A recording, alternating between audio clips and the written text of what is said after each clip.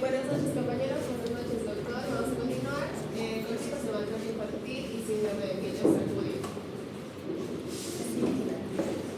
Va a haber diferentes tipos, como va a ser el físico, que va a ser cualquier acto no accidental que provoque daño o enfermedad en una situación grave. Formas va a ser lesiones cutáneas, por ejemplo, la equimosis, heridas y hematomas. Y la negligencia va a ser desatender las necesidades y deberes de guarda del niño. Luego vamos a tener lo que es el psicológico-emocional, capaz de brindar cuadros psicológicos y psiquiátricos para afectar a sus necesidades según los diferentes estados evolutivos. En forma va a ser rechazar, ignorar al niño, aterrorizar o aislarlo. En omisión o negligencia va a ser la atención de necesidades, ejemplo, el cariño, la estabilidad y la seguridad del niño. En tipos de maltrato infantil vamos a tener también lo que es sexual, implicación de niños en actividades sexuales para satisfacer las necesidades de un adulto. En formas vamos a tener con contacto físico y sin contacto físico. Con contacto físico vamos a hablar de las violaciones y los toques impúdicos. Y sin contacto físico, el acto sexual en presencia de un niño o seducciones verbales. En omisión vamos a tener lo que es no atender su protección o no dar credibilidad a lo que el niño vaya a hablar o a contarle a su mamá, ¿no? La violación química va a tratar por intoxicaciones intencionadas o malos tratos químicos. Entre estos tener los tóxicos, que son el alcohol, los barbitúricos, tranquilizantes, hipnóticos, que con estos consiguen comportamientos favorables para la práctica de la mendicidad.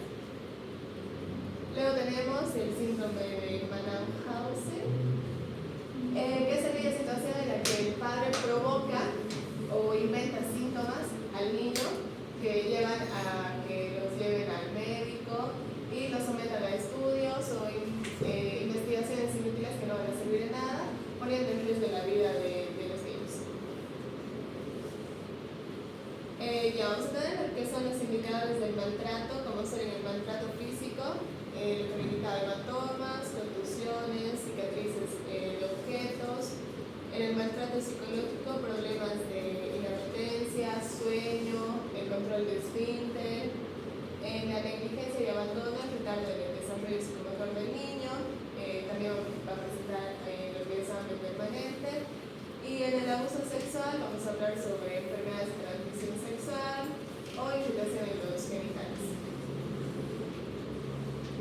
En los factores etiopatogénicos, las víctimas van a ser entre la edad de 2 a 7 años. Mayormente se habla del primer hijo, a veces los hijos no deseados, por así decirlo. En adopciones o niños que llegan a nacer con alguna discapacidad que van a sufrir esos maltratos. Los autores, ¿quiénes van a hacerlo? Van a ser los padres jóvenes que no hayan estado preparados para la llegada de su niño, los padrastros y también el estatus social. El diagnóstico desde el punto de vista del médico va a ser clínico. El síndrome del niño maltratado debe ser sospechado siempre que se encuentre un niño con edad inferior a los 5 años más o menos, que van a presentar lesiones físicas, lesiones traumáticas de explicación no conveniente o que no consistente con lo del padre. Puede ser que nos digan se ha caído, pero las lesiones no demuestren eso, ¿no? El aspecto del niño va a ser con un aspecto de descuidado en su higiene, en las vestiduras y que muestren actitudes de recelo o de temor en el niño. Ya, el síndrome del niño sacudido, en el 1974, un biólogo estadounidense llamado John Caffey ha descrito un cuadro clínico caracterizado por hemorragia intracraneal e intraocular asociado al daño neurológico permanente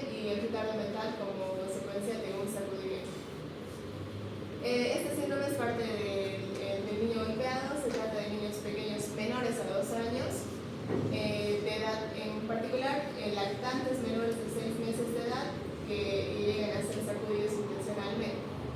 Es una forma de lesión severa en el encéfalo producido por el rebote del cerebro dentro del cráneo del bebé cuando éste es sacudido, y se observan lesiones cerebrales como inflamación, hemorragia intracerebral y presión intracranial.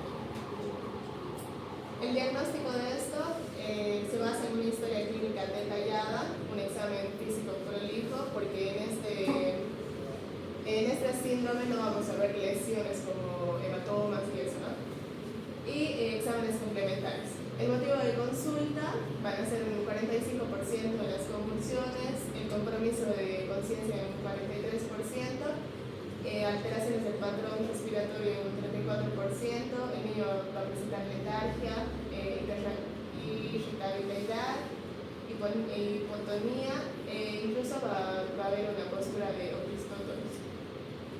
Y vamos a hacer estudios complementarios como son la radiografía de cráneo, una tomografía, radiografías de tórax y huesos largos que están destinados a detectar lo que son fracturas múltiples en distintas etapas de consolidación.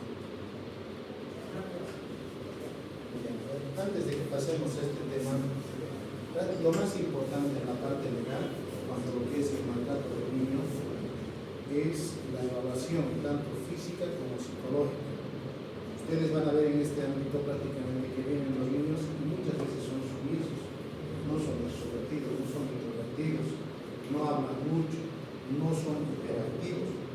Si nosotros vemos un niño menor de 5 años que está estático, no es activo, no es activo, prácticamente hay que preocuparnos. Tengamos en cuenta, como su compañera ha dicho, hay el maltrato físico y el maltrato psicológico y el maltrato también por negligencia. Ustedes ya han llevado pediatría, ¿no es cierto? Y en pediatría hay 3 diagnósticos que tenemos que hacer. Uno va a ser que es el patológico, el otro va a ser el estado nutricional, si está gordito, si está paquito, ¿no es cierto? Y el otro es el diagnóstico inmunológico. En caso si digamos viene una mamá trayendo a su niño a consulta de 3 años y que no cuente con ningún tipo de vacuna, ¿es maltrato o no es maltrato? Es maltrato, ¿no es cierto? Lo mismo sucede cuando viene un niño, así sea con una marca de cinturón, también es un maltrato físico. ¿Cuál es la postura que debemos tomar nosotros? Además de investigar el origen, tenemos que hacer la denuncia del DNA, la Defensoría de la Niñez y Adolescencia. Actualmente está en vigencia la ley 548, la ley del niño, el Código Niño, Niña, Adolescente, que tiene 348 artículos, y entre uno de esos artículos hace prevalecer el derecho de los niños, ¿no? Y entre sus derechos fundamentales está el derecho de la protección por parte del tutor. Entonces, si nosotros obviamos en la consulta a un niño que está con lesiones equimóticas, por decir, y se llega a complicar a futuro o llega a un hospital de tercer nivel complicándose, a nosotros nos pueden procesar. ¿Por qué? Por omisión, por negligencia, porque no hemos hecho lo que nos corresponde según las normas de atención clínica emitidas por el Ministerio de Salud. Entonces nosotros tenemos que manejar y trabajar prácticamente con la Defensoría de la Niñez y Adolescencia. Siempre es bueno que ustedes también sepan lo que es la ley 548. ¿Ya? Prácticamente la Defensoría trabaja con es un equipo de 3 personas, ¿no? Donde va a haber una valoración jurídica, una valoración psicológica y una valoración social. Y nosotros aportamos con lo que va a ser la valoración clínica, ¿no? En muchos casos se ha visto también lo que es la agresión sexual. ¿Qué es la violación, hemos dicho? Ya hemos llevado a la 3 clases, ¿no? Es cuando abuso a menores de 14, no diría menores de 18, mayores de 14. Cuando es menores de 12 años y es violación infantil, ¿no? Entonces la sanción es también es un agravante más que tiene para su pena privativa de libertad. Entonces, si nosotros no hacemos lo correcto, prácticamente a nosotros nos van a iniciar un proceso administrativo por un lado y un proceso penal por complicidad. Es mejor ir de testigo que de denunciado o demandado. Entonces siempre, no se olviden eso, cuando vayan a los hospitales, ven un niño que está maltratado o ven casos de violación o embarazadas menores de 18 años, lo primero que tienen que hacer, llamen al DNA. Al médico que está, díganle, llamaremos al DNA, hay que informar. ¿Ya? Continúa, por favor. Ahora vamos a hablar sobre trastornos da sexualidade. Antes para falar do que é transtorno, temos que saber o que é o normal, que é o conceito de saúde pela OMS. Então, se vai ler, porque isso é o estado general do bem-estar físico, mental e social, e não dever a ausência de enfermidade ou doença, em todos os aspectos relacionados com o sistema reprodutivo e suas funções e processos. Ela a capacidade de desfrutar de uma vida sexual satisfatória e sem riesgos, e procriar, e a liberdade para decidir de hacerlo ou não hacerlo, quando e com que frequência. E, además, o desenvolvimento da vida nas relações personais e não meramente assessoramento em matéria de reprodução, enfermidades e transmissão sexual. Conforme Lacey, Benjamin e Burton, sexualidade sana se compõe de 3 elementos, onde podemos desfrutar de uma atividade sexual reprodutiva e com ética na vida personal e social, sem temores, ausência de temores e sentimentos de vergonha, culpa ou crenças infundadas. Fatores também psicológicos que ligam a reação sexual ou que perturbem estas relações. E, por terceiro, a ausência de transtornos orgânicos, de enfermidades, deficiências que entorpeçam a atividade sexual e reprodutiva.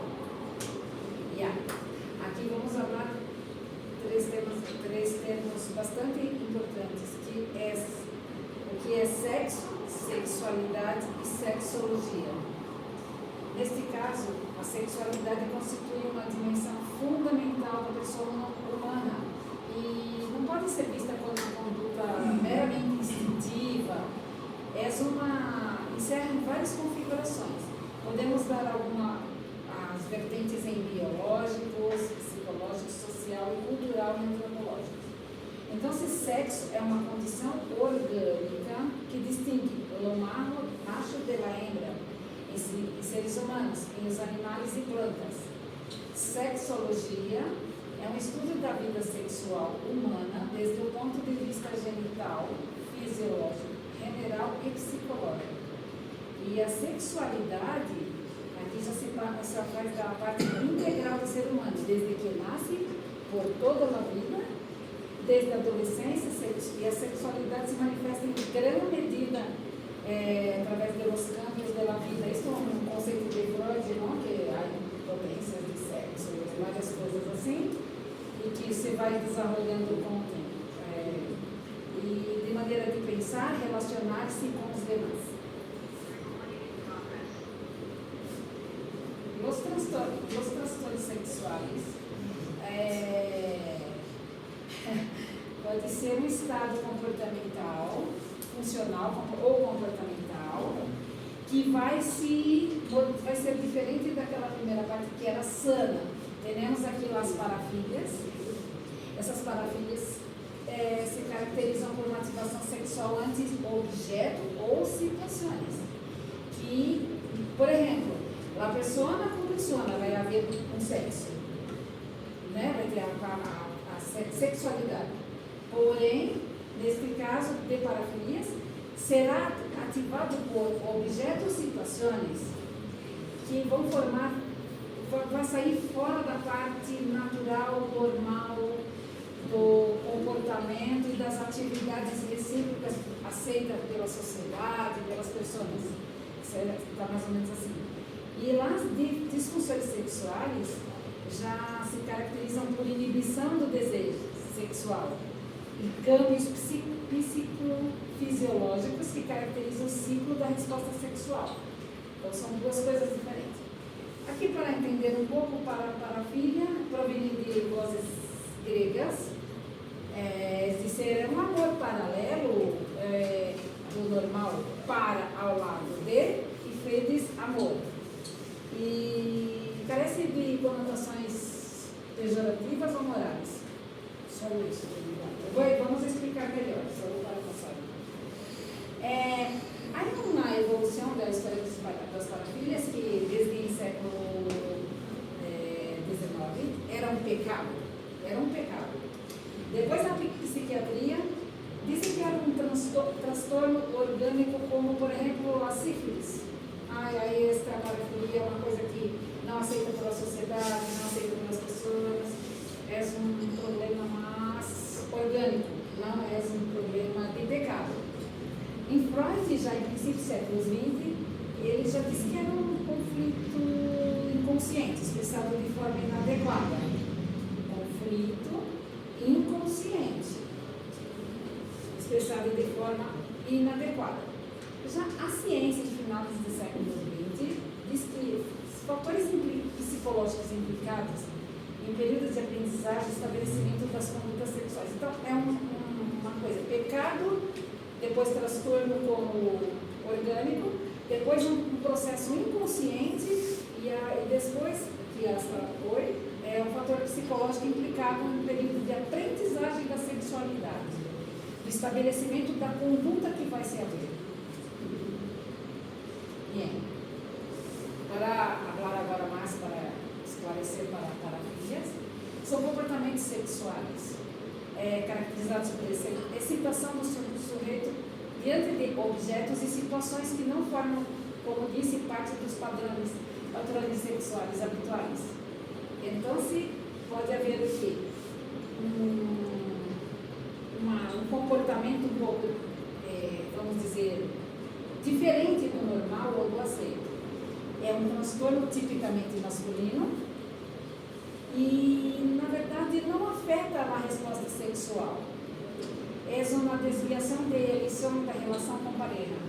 Normalmente deve produzir, conforme a OMS, a angústia e dano de outro indivíduo.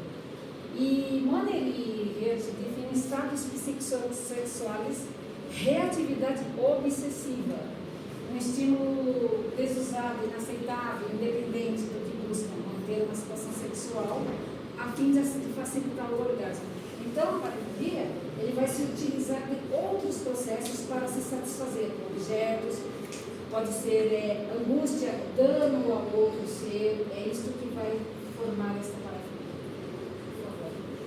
Então, como disse, aqui há uma característica do DSM-4, que temos A e B, a presença de repetidas intensas fantasias. A pessoa vai ter intensas fantasias sexuais, tipo excitatório, e impulsos de comportamentos sexuais.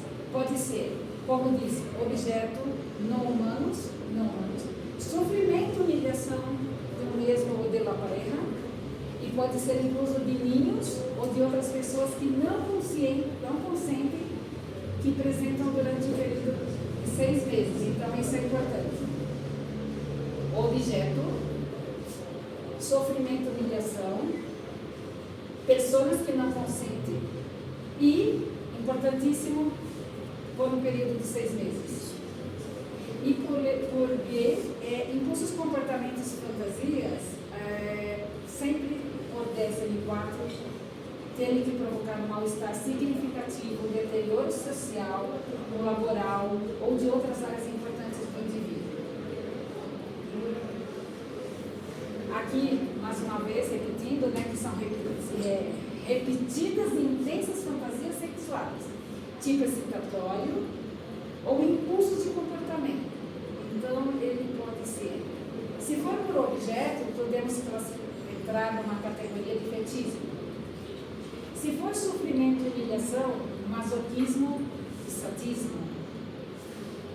Quando tratamos de pessoas que não consentem, claro, pedofilia, ninhos principalmente, e este período, como já falado, 6 meses, vão ocorrer o quê? Fantasias estranhas e inusuais.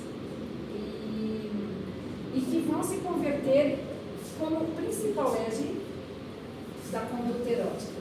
Para essa pessoa é importantíssima essas coisas. Aqui vamos falar de algumas sinônimos e conceitos afins. Que é perversão sexual?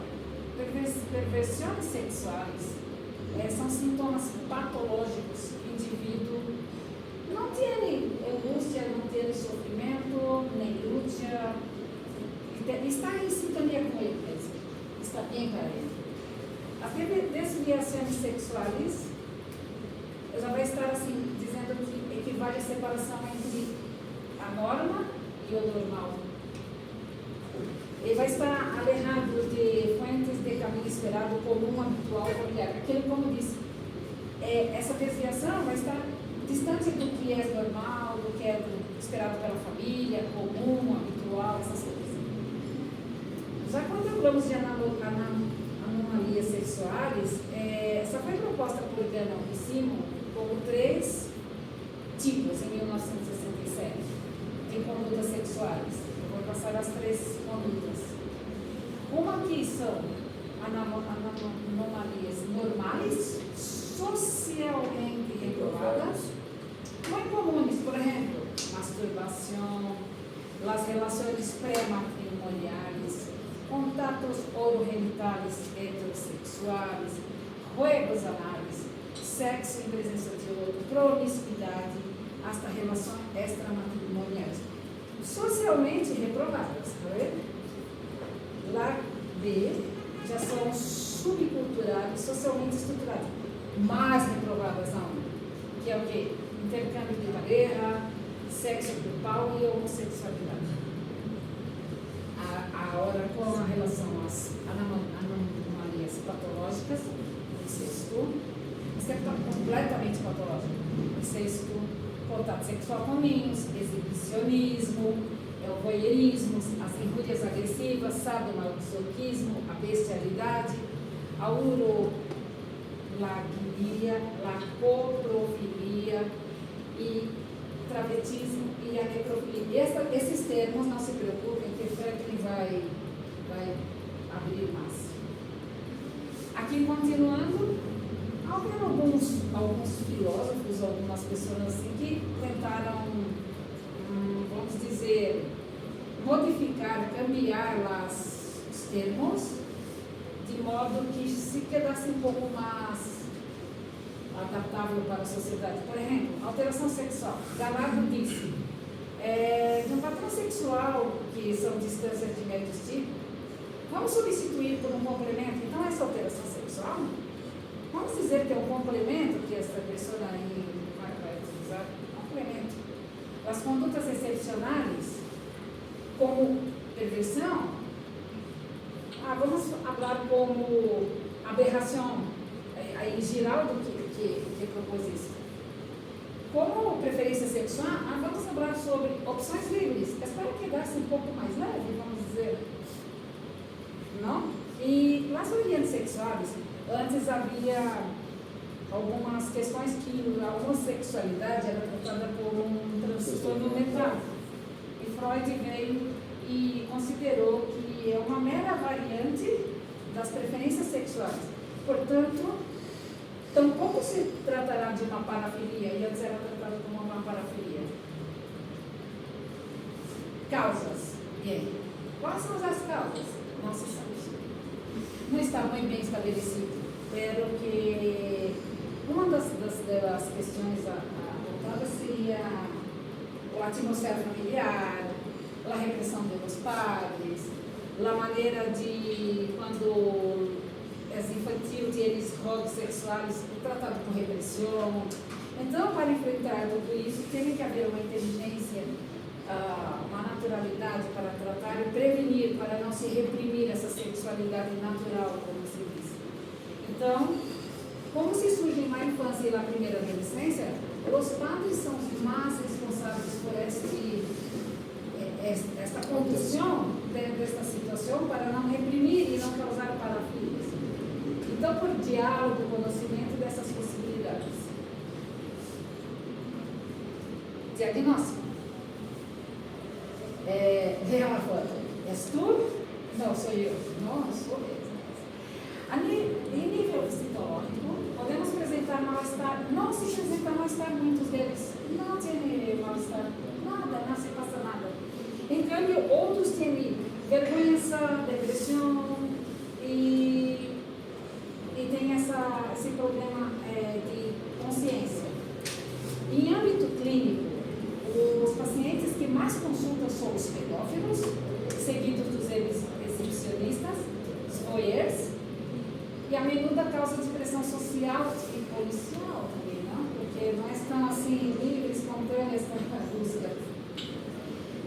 Para diagnosticar, requer constitui uma perturbação, que hablamos com uma perturbação nesse caso, para indivíduo que se apresenta por menos de 6 meses, como já foi dito, e não se conhece a etiologia. Rara vez se diagnostica a clínica. E aqui, como disse, mais conflitos com a justiça. E tende a cronificar na infância e adolescência. As parafilias mais importantes são, aqui, 8 parafilias típicas e umas 7 não especificadas. Podemos falar que as parafilias são fetismo travestido, exibicionismo, voyeurismo, pedofilia, masoquismo sexual, sadismo sexual, foterismo e parafilias não especificadas. Essa aqui é bem interessante. Telefônica, necrofilia, parcialismo, zoofilia, coprofilia, cimasfilia e urofilia. Franklin vai desse.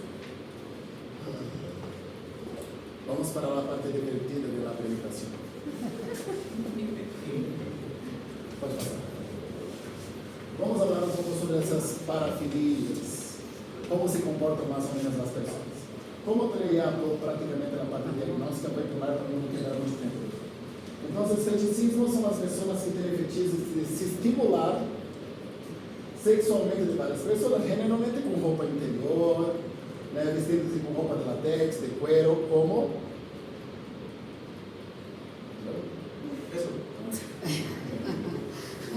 Alguma vez na vida de vocês podem terminar pensando, bem? Isso é bem relacionado. A pessoa não se veste assim ou assim justamente só para atrair o sexo oposto, mas sim para se excitar. E necessita desse tipo de vestimenta para ter alguma relação sexual. Sim. Bom, pedofilia. Na pedofilia, a doutora havia falado para nós outros algumas diretrizes relacionadas a que tipo de pedofilia e o que podemos falar sobre ele. Que é justamente atração sexual por meninos pequenos. Generalmente, o pedófilo não tem uma preferência sexual entre meninos e meninas, na grande maioria. Também pode ser, generalmente, o pedófilo le gusta mais meninos que tenham abaixo de, não mais que 13 anos de idade, ou seja, de 12 anos para baixo. Aqui o pedófilo não tem preferência sexual, generalmente meninos menores, por conta de sua vida. É masoquista sexual. Então, acá, a pessoa, quando está tendo seu acto sexual, necessita ser humilhado, necessita ser forçado a ter um pouco de sofrimento durante o prazer sexual. E acá estão alguns exemplos. Alguns de vocês me gustam fazer isso? Se acaso, não sei. Sebastião le gusta, eu sei. No, a mí no me gusta, pero... Ah, eu sei que le gusta. Sim. Nosotros temos um exemplo magnífico para você agora. A ver. O sadismo sexual. A mí no. Sim, me gusta que você. Excitação sexual se libera através do sofrimento físico. E uma parte é o sofrimento psicológico, para cá totalmente o sofrimento físico e psicológico infligido pela vítima, que pode consentir ou não, como por exemplo, acá. Podia poner a foto de Sebastião dele. Fetichismo travestidas, que é o uso de indumentário de outro sexo para se excitar. Então, generalmente está mais relacionado aos homens, que les gustam de se vestir de mulher. Há as mulheres que les gustam de se vestir de homem também. Não consegui uma fotita sua, Sebastião, por desculpas. parece mujer, ¿no ve? Sí, me hace mucho. Debería ir para lá para conocer el voyeurismo. El voyeurismo es observar ocultamente a las personas, por general no conocidas. Yo no sé si hay acá en Bolivia casa de swing, donde varias personas están dentro de una casa para hacer sexo. ¿Hay? Háblame más que no te escondas. Ay, no ve. No, aprende. John, habla para nosotros, John. ¿Ya fuiste? Entonces acá nosotros tenemos el voyeurismo, que es el acto de observar a las personas haciendo sexo. Le cita eso, más que ser el propio acto sexual. Sí. Y el excepcionismo, imagínate a las 2 de la noche, está andando en la calle y de repente un hombre, le mezcla todo. Por favor. Así. Eso es excepcionismo. Tanto del hombre como de la mujer. Claro que los hombres tienen un poco más de tolerancia que las mujeres. Sí. Y el froterismo, ¿alguna persona entiende qué es froterismo? Que es la necesidad de la persona rozar su cuerpo y el cuerpo de la otra persona. Así. Y no es solo el pene, es palpar también. En las curvas de las mujeres, hacer el frote en las regiones glúteas de la mujer, en las mujeres hacer el frote en el hombre también. No es solo el hombre y las mujeres. Claro que la gran mayoría son los hombres, pero las mujeres también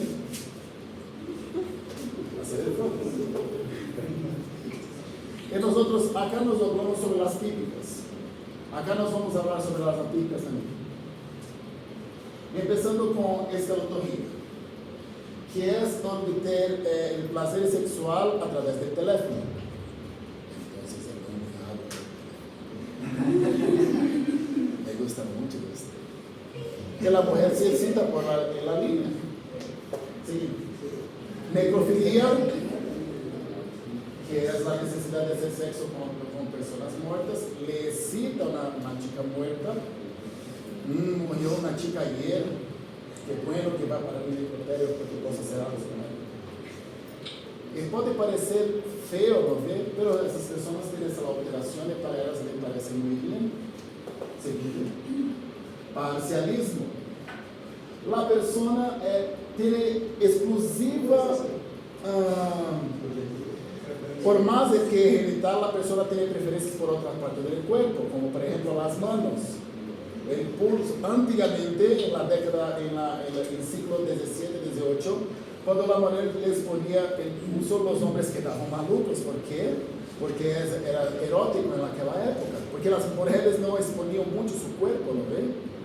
Y entonces acá tiene el pie, tiene la mano, el pie, que es más normal.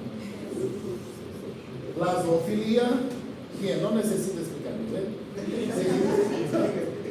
Acá nosotros tres que son muy interesantes. Entonces la coprofilia, que consiste en la excitación sexual, el contacto con las heces o orina, que algunas personas llaman en los Estados Unidos como el golden shower, ¿no? Sí, estoy viendo mucho. Sí, Sebastián es muy enterado de esas cosas. Y la crismafilia, que es la utilización de enemas para conseguir la excitación sexual con el saco. Claro que no tengo una enfermera para hacer eso, pero son otras situaciones. Entonces acá, como conclusión, nosotros tenemos que esas parafilias nos sugieren que el estímulo, ese tipo de estímulo es una grande gana para los psiquiatras, para los médicos, para la medicina legal, la jurisprudencia. ¿Por qué? Eso acá no tiene una ley que habla que esto es errado. Moralmente sí, pero la ley eso empieza a existir a partir del momento que hay prejuicio para el tercero. Entonces, por ejemplo, a algunas mujeres les gusta ser asfixiadas. Solo que a veces el hombre está tan excitado con la situación de asfixiar a la mujer que puede acabar haciendo algo que no debería hacerlo. Puede quedar algunas marcas en su cuerpo.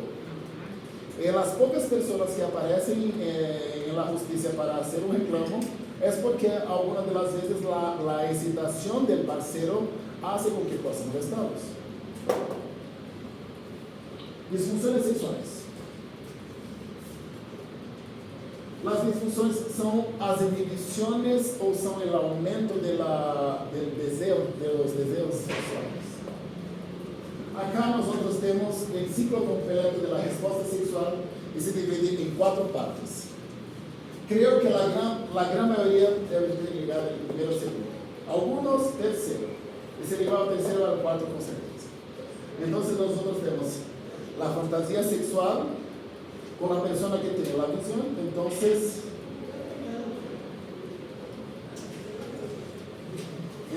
yo miro para allá. Hermosa, ¿no? Tengo deseo sexual. Luego cuando miro a la chica, cuando es el hombre, yo tengo la excitación. Para la mujer tiene la lubricación, ¿no ve? Se siente más enterada con el hombre. Luego cuando hay las dos partes, tiene una forma saludable, tiene la interacción en otros dos, tienes el acto sexual y después nosotros tenemos el orgasmo, que es la parte más culminante del placer sexual. Generalmente el hombre tiene la estimulación a través de la eyaculación y la mujer la presión de la vagina en relación al pene del hombre. Y la resolución, donde los dos tienen la gran relación, el hombre que estaba excitado tiene la relación total y la mujer tiene la relación de los músculos de la vagina. Disfunción sexual. Entonces acá es todo aquello que nosotros hablamos ahora de forma evidente. Entonces nosotros tenemos el trastorno sexual, excitación, el orgasmo y sexuales por dolor. Hiperestesia es cuando la persona tiene una... Vamos a imaginar una persona que tiene deseos sexuales normales con una otra persona. Esta persona acá tiene de una forma inconsciente y descontrolada mucho más excitación. Nosotros básicamente tenemos 2 formas. A través de la ninfomanía, que es la mujer, que por más que tenga sexo con su hombre, no está satisfecha. Y va a procurar otros parceiros para tentar satisfazer sus necesidades sexuales. Y nos tenemos el satirismo, que es la hiperactividad con violencia. ¿Está bien? Nosotros tenemos la hipoestesia sexual, que es al revés.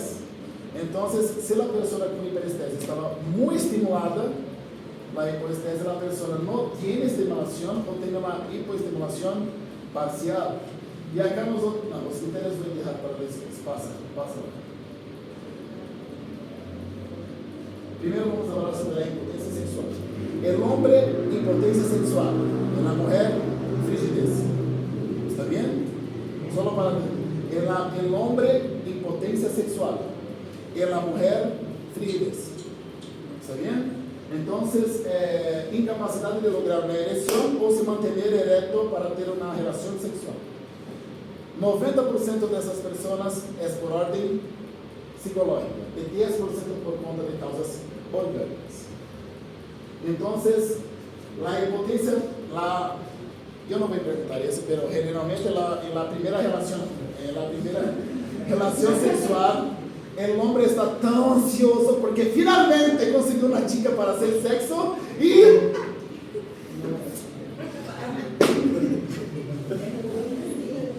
no consegue, tiene impotencia sexual. ¿Por qué? Porque las alteraciones orgánicas y psicológicas son tan grandes que el iniciante no consigue hacer. Y la secundaria es cuando la persona es más viejita, así como yo, y ahí hace bastante sexo, está bien entrenadito, pero hoy voy a salir con mi mujer, voy a hacer todo bien, y llega una hora, hermano, ¿qué ocurre contigo? Por algunas alteraciones como estrés, como preocupaciones, o también puede ser por algunas alteraciones orgánicas. ¿Está bien? Los criterios diagnósticos de la incapacidad, la alteración provocando mal-estar generalmente con su pareja, y el trastorno eréctil no se explica mejor la presencia de un trastorno de a una enfermedad médica. Eyaculación precoz. Los niños que son muy apresados, también muy ansiosos, pueden empezar y pueden tener una eyaculación precoz. Y una curiosidad que yo no sabía. La eyaculación precoz no es sencillamente empezar el acto sexual y eyacular. La persona puede se mantener ejaculando durante mucho tiempo. ¿Entenden?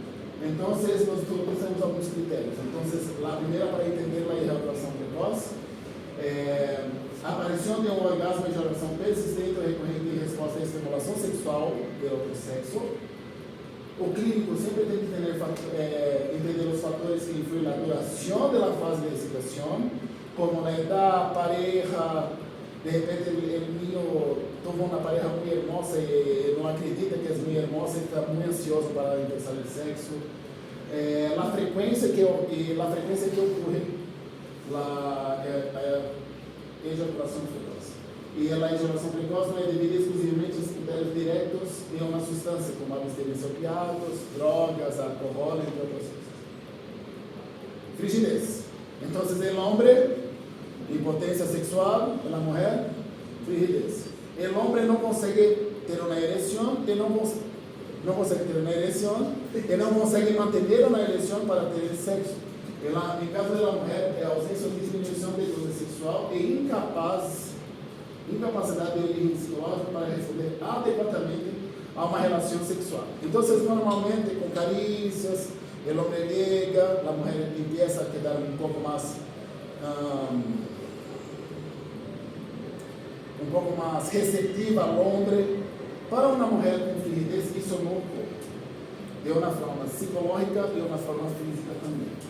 E este rechazo, por conta da frigidez, tem alterações sociais com sua pareja, na vida sexual e na continuação, às vezes, do casamento, da vida de duas pessoas. Por que pode ocorrer a frigidez com o tempo? Primeiro, por conta da dispareunia, que é e el vaginismo, que é um transtorno consistente da acumulação involuntária da vagina. Então, a mulher está ela não tem a estimulação sexual por uma ordem psicológica e uma ordem física, e ela tem um rechaço tão grande por el sexo que sua vagina pressiona com tanta força que o homem não consegue penetrar. Por medo, pode ser por conta da dispareunia. 90% por causas psicológicas, 10% por conta das outras. Bien. Os critérios diagnósticos, incapacidade, transtorno que pode ser psicológico provocado por dificuldades em relações interpessoais antigas, e transtorno sexual não se explica melhor pela presença de outro agente, no caso, substâncias ou drogas e outras coisas. Sexualidade mórbida. Há algumas alterações das pessoas que utilizam o sexo de uma forma não convencional. Nós temos a intensidade da excitação sexual, que é ou excessiva, explicada de uma forma ou excessiva como hiperestesia sexual, ou insuficiente, ou insuficiente. A perversão do ato, quando as relações sexuais praticadas com uma mulher, é anormal. Então, coito bucal, anal e sodomia. Por quê? A pessoa tem tanto medo de ter, por exemplo, uma infecção sexual, que ela prefere sexo oral, ou com alguns juguetes, ou com alguns outros objetos, para não ter infecção sexual. O objeto, quando o libido... objeto é quando a pessoa tem preferências por pessoas do mesmo sexo. Então, a mulher não quer ter relações sexuais com os homens, e os homens não querem ter relações sexuais com as mulheres. De meio se observa os indivíduos que estão La perversión del medio es cuando la persona tiene necesidad de utilizar estimulantes, roupa, objetos, humilhação e essas coisas para ter um ato sexual com qualidade que ele crê que é com qualidade. E na perversão de forma sexual compreende o exibicionismo. ¿Ok? Então, as particularidades que distinguem essas coisas é a periodicidade e a suplência. Generalmente a pessoa hace hoje, depois de um mês hace novamente, depois de outro mês hace novamente, tem uma periodicidade. E a suplência é como essa pessoa hace em todas as vezes que essa pessoa está fazendo, com esse transtorno consegue fazer essas coisas. Bom, transtornos qualitativos de sexualidade. Nós temos o transexual, que pessoas utilizam a operação de cambio de sexo, então a pessoa tem um rechazo completo por el sexo. Se siente que é uma pessoa que é um homem em corpo de uma mulher. Então, se eu sou homem, eu me sinto uma mulher, mulher não tem pele. Mulher tem colo, vou poner. Mulher generalmente tem o pelo grande, não é? Vou deixar os pelos grandes. Eu tenho dó das pessoas que são negras como eu, porque o cabelo é duro, não consegue fazer tudo, não é? E extremo testículos, que é a vagina. Tinha uma imagem de uma vagina, mas estava tão feia que não estava muito bem assim para poner acá. Devia ter tudo.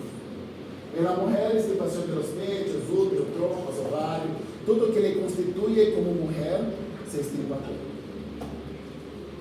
Travestismo, que é usar prendas de um sexo contrário. Está bem? E acá, eu vou dizer que eu creio que é muito importante. Fenichel, que é travestista e masculino, adota atitudes de um homossexual masculino, que substitui o amor da madre com a identificação com ela mesma, ou seja, como se fosse a madre, e negar-se a reconhecer que a mulher carece de pene. Então, se faz fantasia inconscientemente que a mulher tem pene, e identifica como mulher fantasiada. E em feminismo, feminino, usa a roupa masculina e a mulher tem a fantasia de possuir um pene. Ou seja, o homem crê que a mulher não necessita de um pene. E a mulher crê que vai crescer um pene a qualquer momento. Transtorno psicossocial em que o sujeito experimenta uma satisfação erótica por vestir-se com roupa de sexo oposto. A homossexualidade, eu vou ler isso porque não tenho opinião nenhuma sobre isso, posso usar. A atração sexual hacia pessoas do mesmo sexo são sinônimos de lesbianismo e sodomia. Segundo a teoria psicoanalítica, a homossexualidade se deve a uma detenção em el desarrollo psicossocial ou uma regressão. Consiste em la satisfação erótica de pessoas do mesmo sexo. Em la actualidade, prevalece a ideia de que os homossexuais não apresentam alterações psicológicas distintas do resto da população, como não são as derivadas da marginalização que se ven submetidos em muitas sociedades. Em DSM, aqui ela está falando sobre DSM-4. Em DSM-1 e DSM-2, a homossexualidade era colocado como uma alteração mental. Quanto mais o tempo foi passando, mais a sociedade foi cambiando e foi alterando formas de poner a homossexualidade como uma coisa dentro da sociedade. Sim. Transtorno da identidade sexual. Então, acá, basicamente, o homem crê que é mulher e, independente das outras pessoas pensam, eu sou uma mulher. Vou me vestir como uma mulher e as pessoas não vou sacar meu sexo, não vou fazer nada. Pero minha identidade é mulher e eu quero que a sociedade me aceite como eu sou. Isso é o transtorno da identidade sexual. Acá nós temos alguns critérios que são importantes. Então, critério em niños e critério em adolescentes e adultos. Então, primeiro, a pessoa, para poder entender e para poder diagnosticar essa pessoa. 4 razões. Primeiro, insistências que é de outro sexo. 2, usar roupas de outro sexo. 3, Preferencia a papel de otro sexo como fantasías recurrentes de hacer todo lo que el otro sexo podría hacer. Como los niños lavar ropa, colocar vestiditos de sus muñecas, hacer esas cosas, y las chicas jugar fútbol, brincar con carritos, esas cosas. Atracción intensa y participar de hobbies y pasatiempos del sexo opuesto y marcada preferencia en compañías de otro sexo. En los adolescentes es básicamente igual. Pero intento experimentar los adolescentes y los adultos siempre intentan experimentar las sensaciones del sexo opuesto. Esa es la diferencia. Este todo fue criterio A. Criterio B, pruebas de malestar por el sexo asignado o sentimiento inadecuado de desempeño de rol sexual. ¿Cómo yo voy a ser una mujer sendo que no consigo ser sexo como una mujer? Los sentimientos de pelo, testículos son horribles y las mujeres también, los pechos, la vagina, esas cosas. Tercer criterio, el diagnóstico se presentará simultáneamente a una enfermedad intersexual y el trastorno debe producir un sentimiento de malestar clínicamente significativo o que hace con que las personas y la sociedad possam afastar de sexo. Y otras áreas importantes de la vida sexual.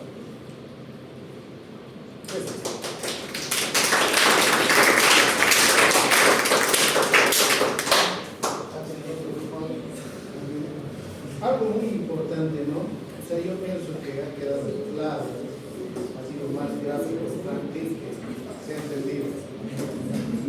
Entonces, algo que nosotros tenemos que resaltar es de que las parafilas o cualquier tipo de trastorno sexual no exime de responsabilidad penal de solo. ¿Ya? No es lo mismo que tener, por ejemplo, esquizofrenia, ¿no? Un trastorno mental. Trastorno, por las personas que tengan trastorno mental certificado por un psiquiatra, obviamente va a ser inimputable. No lo puedo enviar a un loquito a la cárcel, ¿no? Porque es la privativa de libertad, pero tampoco lo puedo dejar libre. Lo que hago es mandarle a un psiquiatra. Lo mismo que sucede con un menor de 18 años, no lo voy a mandar a la cárcel, lo voy a mandar a una casa de reinserción social o a un correccional. ¿En el caso de un pedófilo? ¿Qué? ¿En el caso de un pedófilo? Igual va a la cárcel. A la cárcel. Claro, por eso como les digo, a todos los agresores no exime de responsabilidad penal el hecho de que tengan cualquier tipo de parafilias o cualquier tipo de trastorno sexual o desviaciones sexuales. ¿Ya? Ellos sí o sí, más al contrario, si son menores de edad o si son mujeres indefensas, tienen su agravante. ¿Ya? ¿Este tipo de parafilia viene de alguna índole genética, de alguna crianza de infancia, o que cuando eran niños hayan visto ese tipo de cosas en la casa? Prácticamente esto es según el entorno social donde tú te vas desarrollando, ¿no? No es lo mismo, se ha demostrado, ¿no? En los cuarteles, por ejemplo, hijos de militares raros son que sean homosexuales, digamos, ¿no? Entonces, pero a ver, Porque también lo ocultan, digamos, porque saben que van a matar. se aguanta, pero no se ve. Que lo que influye más es el ámbito social, lo que vos estás diciendo. ¿No es cierto? Es por eso que dice que es la sexología y hablando de la sexualidad.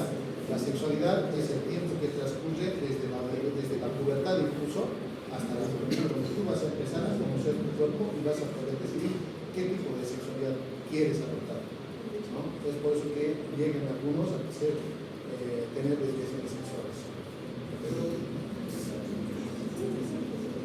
¿Dónde está el grupo?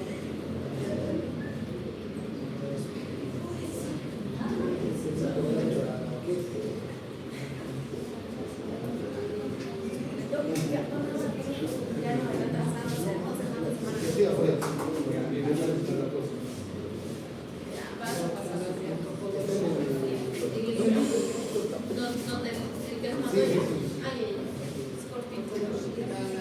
Te vamos a mandar igual la diapositiva para que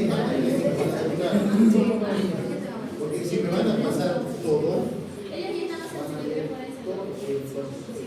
no te dicen medicina laboral, ¿no? No, ¿Quién va a hacer medicina laboral? No es cierto. mire Ya cómo para que te sepas, igual que Para nuestros compañeros, a nosotros nos ha tocado exponer lo que es tutología forense. Y ahí están todos los integrantes del grupo. léalo. Para empezar vamos a hablar de lo que es el aborto. Muchos de nosotros ya sabemos qué es lo que es, pero igual vamos a repasar algunos de sus conceptos.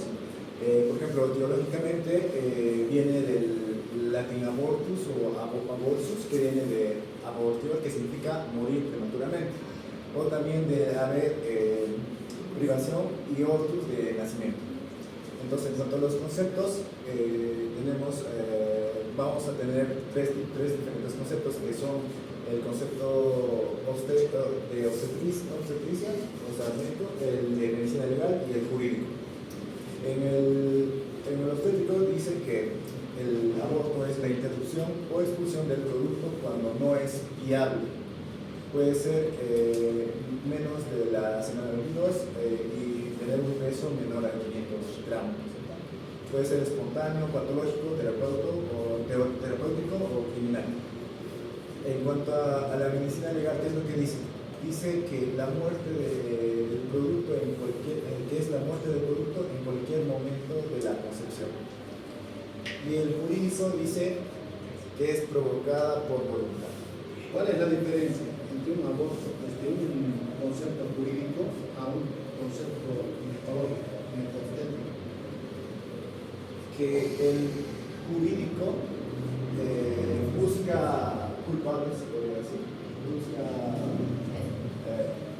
No, en su concepto está claro, ¿no? Desde el punto de vista jurídico, no tenemos un tiempo establecido, como puede ser en el obstétrico, ¿no? Hay algunas bibliografías que establecen que aborto se considera aquella interrupción del embarazo antes de las 20 semanas, otros dicen antes de las 22 semanas, ¿cierto? Pero en el jurídico puede ser la interrupción del embarazo aunque sea de 30 semanas. ¿Ya? Lo llama igual aborto, o sea, no tiene un tiempo límite, esa es la diferencia. ¿Ya? Continúa, por favor. El aborto que dices en lo jurídico es probado. No. Es probado.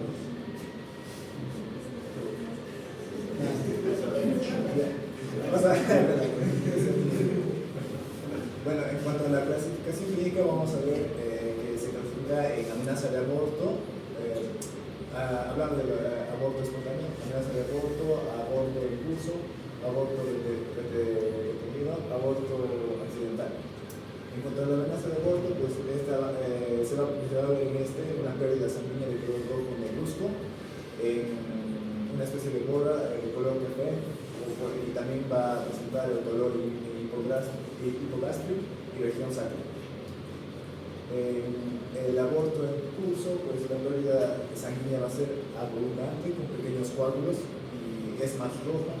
El dolor va a ser cólico y hipogástrico igual, y al tacto presenta dilatación en el cuello uterino. Y más adelante se va a producir lo que es la expulsión del producto. Y en el aborto retenido, pues va a llegar a la muerte ocular, pero sin expulsión del producto, o sea, se va a quedar ahí adentro. Y el aborto accidental, va a ser a causa de cualquier traumatismo, caída, choque, golpe, hasta relaciones sexuales. Bien. El aborto inducido. Es un aborto terapéutico. La interrupción, esta va a ser la interrupción artificial del embarazo antes de los 180 días. Y esto puede ser por razones médicas, y en este caso no va a haber intención criminal, ¿no? Que va a ser por la salud del paciente.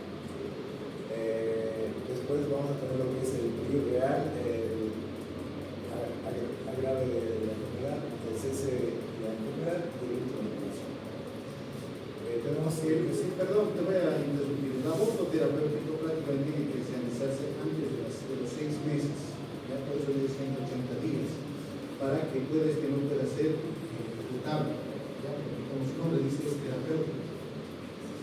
¿Qué condiciones necesitamos para que sea terapéutico? Que haya un peligro real para el género.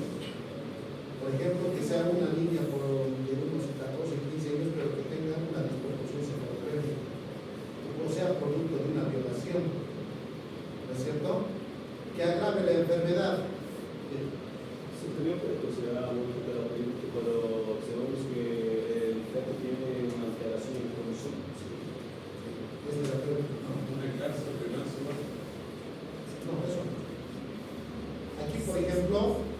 dice que agrave la enfermedad. Esto puede suceder, por ejemplo, en personas con mujeres que tienen diabetes tipo 2 o antecedentes de hipertensión arterial, ¿no?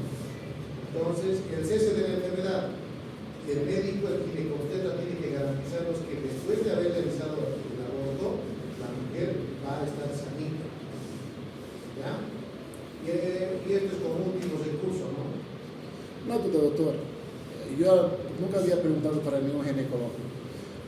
Crianças com anencefalia também pode ser retirada antes dos 170 dias, que já está diagnosticado geneticamente com todo que não há cerebro, pode também ser. Claro, sí, es terapéutico. Está bien. Eso prácticamente puede llegar a convertirse en una mola y puede llegar a provocar una sepsis. Sí. ¿No es cierto? Entonces sí es importante. No solamente el aborto es criminal cuando es provocado, ya sea por el médico, que están, digamos, y más adelante les voy a hablar sobre las sanciones. La sanción no es solamente para el personal que realiza el aborto, sino que también para la persona que da su consentimiento. Hay cárcel. Está bien. Continúa, por favor. Ya. Bueno, entonces eso sería en cuanto al aborto terapéutico. Y en cuanto al aborto criminal, como ha dicho el doctor, va a ser la interrupción del producto provocado antes de haber llegado a su término. Definiciones. Bien. Estas son personas que tienen unas definiciones personales que les han dicho. Por ejemplo, Ambrosio Augusto Tadeo dice que el aborto es la expulsión prematura violenta del producto de la concepción. Ahora, Francesco Carrara dice la muerte del óvulo defecto en el útero o su violenta expulsión del vientre materno, muerte del feto. Y Alexander Lacazette dice que el aborto es criminal, es la intervención voluntaria y violenta por medio de maniobras hechas en órganos genitales de la mujer o por medio de sustancias ingeridas. Nerio Rojas dice que el aborto es la interrupción provocada del embarazo con muerte del feto, fuera de las excepciones legales. Y Fidel Emilio Pablo Bonet dice que el aborto criminal es la muerte dolosa del producto de la concepción en cualquier momento del embarazo. Aborto culposo ocasionado por la imprudencia, negligencia del ejercicio de la profesión. Bien. En cuanto al ordenamiento jurídico, el artículo 263, aborto, dice que la cárcel es de 2 a 6 años, ya sea si haya sido practicado con el consentimiento de la mujer o menor de edad. Cárcel de 3 años si hay consentimiento de la mujer. La tentativa de la mujer no es punible. ¿A qué se refiere eso? Que no afecta. O sea, el hecho que ¿Qué entiendes por tentativa? Cuando hay intención.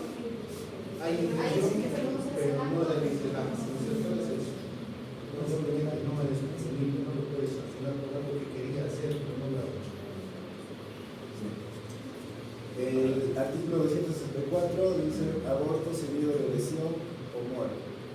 Este artículo dice que el aborto con el consentimiento seguido de lesión, cárcel de 4 años, hay muerte y sanción se agrava. No consentido, Hay muerte, la sanción se agrava. no consentido más la lesión, la pena es de 1 a 7 años de cárcel, de 2 a 9 años de cárcel por muerte. Sí. El artículo 265, aborto honoris, dice que la cárcel es de 6 meses a 2 años. El artículo 266, aborto impune, dice que el delito de violación, rapto, estupro e incesto cuando la madre corre peligro. El artículo 267, el aborto intencional, dice que la violencia tiene lugar al aborto sin intención de 3 meses a 3 años. El artículo 268, aborto culposo, dice la prestación de trabajo hasta 1 año. Y el artículo 269 práctica eventual de aborto, da cárcel de 1 a 6 años.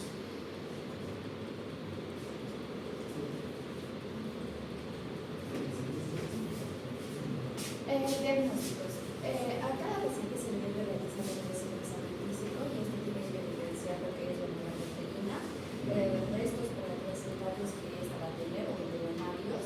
Hay que revisar lo que es el orificio cervical, extremo abierto. También se les debe realizar autopsias a mujeres que ha habido lesión.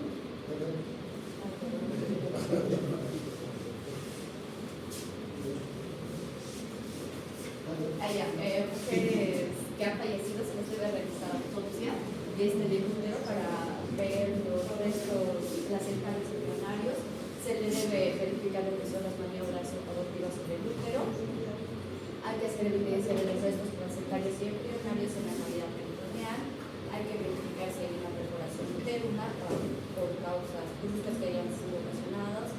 Hay que revisar si ha ocurrido alguna otra lesión hacia la visión. Hay que verificar, y más importante es de que el producto ha sido eliminado íntegro o ha sido por partes fetales. Las pruebas de aborto original, estas se deben realizar según hay que verificar si hubo daño para la gestación, y en la mujer que va a presentar lo que es el aumento y la difusión de las mamas, va a haber un aumento del volumen uterino, y es más importante que se tiene que realizar el test de embarazo. Las causas estas pueden ser por golpes o otros factores. Van a presentar lesiones generalmente en el área genital, pueden estar equivóticas, puede haber exfoliaciones, y el más importante es de la recolección de huellas o material que haya quedado. Durante la manipulación de esta, siempre debe realizarse por un personal de salud, en este caso de preferencia que sea femenina, que sea mujer, para así evitar posibles demandas. Ha habido también que se ha utilizado sustancias abortivas, que es generalmente todos conocemos que es el misoprostol. También hay lo que es el nifedipine, que estos son medicamentos que generalmente nacen una contracción brusca o violenta hacia el útero. El aborto en sí se ha legalizado en muchos países, como generalmente en México y Uruguay, entre otros, y hoy en día se considera de que es una medida de planificación de acuerdo a su legalización que se ha utilizado. Ahí lo dejaremos.